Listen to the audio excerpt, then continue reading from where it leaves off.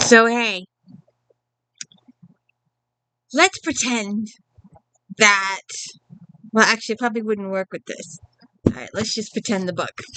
Let's just pretend this is a rare first edition handwritten copy of The Raven.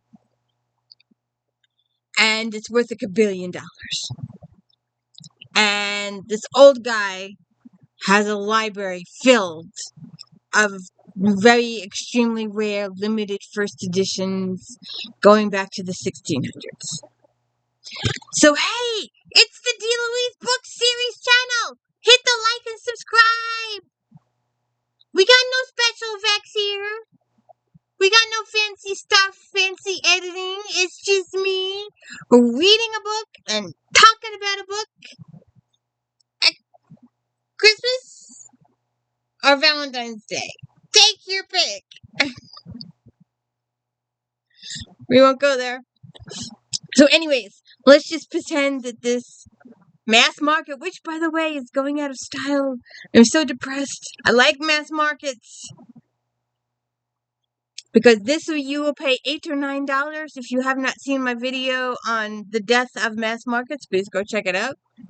Because retailers, when these sell for $8, $9, they used to sell for like $3, $4. Every so many years it went up $1, and I think it's up to like $8.99 now.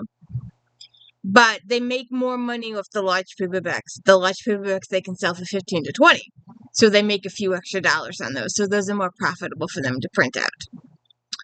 So, anyways, we've got it's been difficult for me for getting used to my main character is a guy. That's one.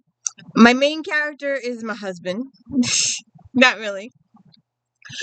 And I thought Carolyn Haynes, Sweetie Pie, and Pluto were bad, taking the dogs everywhere and the cat everywhere.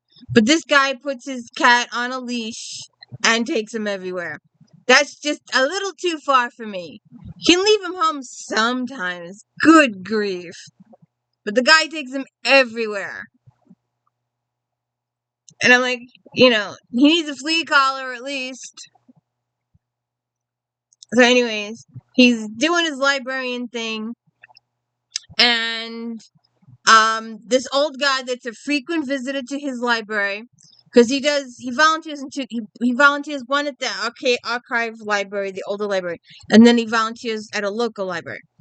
And this old guy comes in every week, and he comes to Charlie, and he goes, "Look, I need you to come and inventory my collection. It's an extensive collection, and I didn't put them in any sort of categories. I didn't do the type of thing that you would do. You'd put all the romances together, and all the poetry together, and all the religion together, and all this together, and you'd put them in alphabetical order, or something like that. But no, this guy put them in the order he bought them.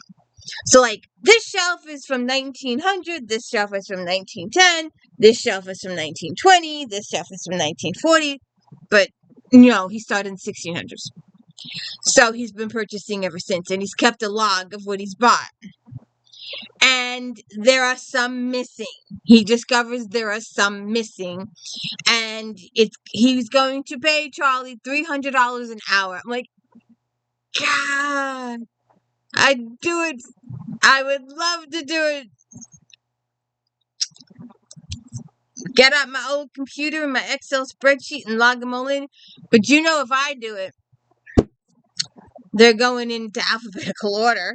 At the minimum least, they're going into alphabetical order. And then the next is subject order. But, fiction, poetry, history, religion, Europe,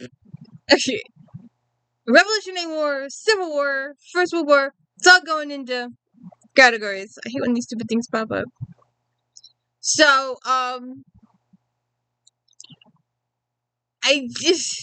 So he's like, I want you to come over to my house and I want you to do this inventory. So he's going to go over his house and he's going to do this inventory. And he takes his cat with him. He puts on the harness and takes the cat with him. Go figure. But anyways, in the meantime, his son Sean shows up. Oh, and I was saying before, I forgot to fix it. But it's weird that the POV is a guy. I'm not used to the POV being a guy in a cozy mystery. But anyway. So anyway, his son Sean shows up. And they've had a strange relationship because the mom died several years ago of cancer, I believe it was. And he's been ignoring his children because they remind him of his wife and he's still grieving his wife. And Sean comes back and he's got the biggest chip on his shoulder and he's ignoring his father and he's not talking to his father and he's staying at the house and he's leaving and coming and going and coming and going. He's not and finally, he's like, what? Talk to me. And he's like, well, did you realize that in the last 4 years I've called you? You have never called me. And his father's like, oh, good God. It never occurred to him. But he was avoiding his kids because they reminded him of his wife and he was still grieving his wife.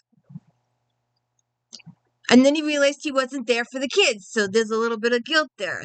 Oh, shoot. So that broke through their communication. And then the son is going to join him in with the inventory. And they go to the old guy's house and they're going to inventory and he introduces him to the whole family. And he's got a whole slew of family. I didn't bother to write down all the characters this time. So you'll have to do it with the book. But there's like five or six family members and the butler. And there's Eloise and there's a mother and son, Herbert and then Nita and Louise. I guess I'm screwing myself up by not writing the characters down. So, and they've all got different personalities and stuff like that. And Mr. Delacourt's got them on an allowance type situation, and they all have got their hands out, like, even the butler's got a little bit on the side, and I'm kind of suspicious of what he's got going on. It's never really explained. So he does the inventory, and they start doing the inventory, and they start discovering that there's books missing. And then he comes back to he goes home for lunch, and he comes back after lunch, and Mr. Delacourt's dead. He's been poisoned. So now we gotta play whodunit. He was at home. He was poisoned. Someone had given him the cookies. And he ate a cookie and he died at his desk. So Kenesha's got to come in. And Kenesha's mom is... No, you came over here. You can stay. Kenesha's mom, Azalea. Would you stop? You came over to me. I am not happy.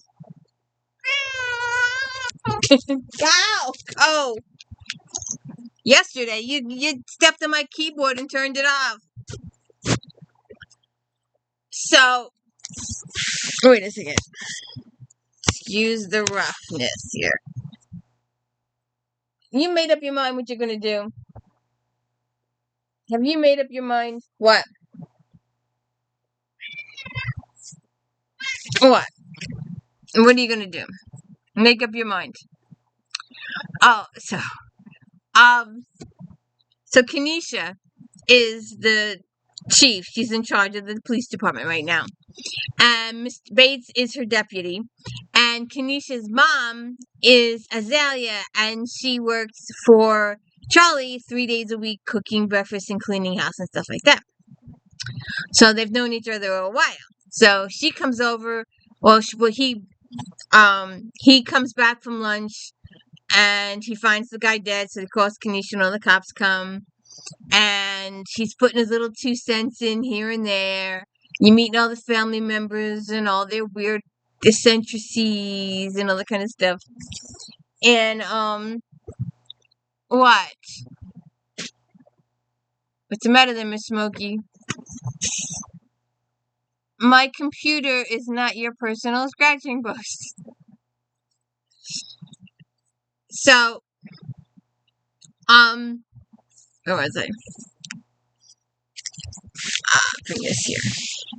So, anyways, so she investigates the murder, and Charlie keeps sticking his nose in it, and his son is doing some stuff too. It's just, I don't know. But so to find out who killed the old guy, and actually there is a second murder. Someone else got a little greedy and knew something they shouldn't know, so they got murdered. And it's not really wrapped up. Would you stop? Come here. Come here. Come here. What? What? It's not really solved. The case is not really solved. It's kind of ended. They take a person into custody, but it's not proven. There's no been definite ta-da situation. There's no been gather everybody in a room and go through this whole rigmarole situation. There was none of that with this. But anyway, so this is book 2, and book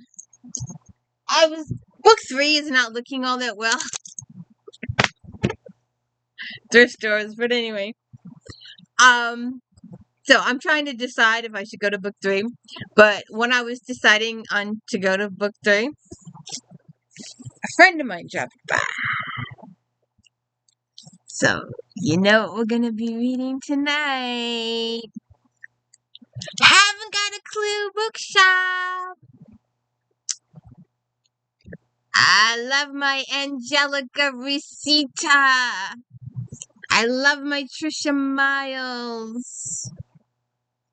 I love my Haven't Got a Clue cast. So you know where we're going. So this will be up a couple days. But my gal pal here gets first up. So you have a good day. You have a good one. Well, Miss wagging her tail at me. Whack, whack, whack, whack, whack, whack, whack. What are you doing? She's looking at me sideways too. We'll have to see. Don't forget to hit the like and subscribe. And have yourself, well, this one too. Have yourself a good Valentine's Day. I read a lot. Oh, and don't forget to check out every day at 5 o'clock for the entire month of February. We're doing a romance minute. So check it out every day at 5 o'clock, all of February. 28 days of romance. Have a good one.